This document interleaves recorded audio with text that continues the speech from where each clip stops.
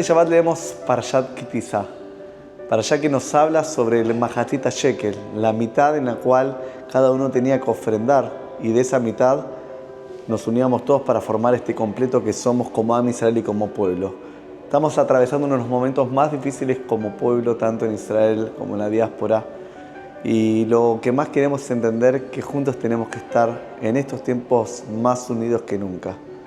Que tengamos pronto tiempos de paz, que sepamos de buenas noticias de nuestros familiares y seres queridos en Israel y que realmente nos unamos todos juntos como pueblo para poder seguir elevando nuestra plegaria para que llegue la paz para Israel y para toda la humanidad.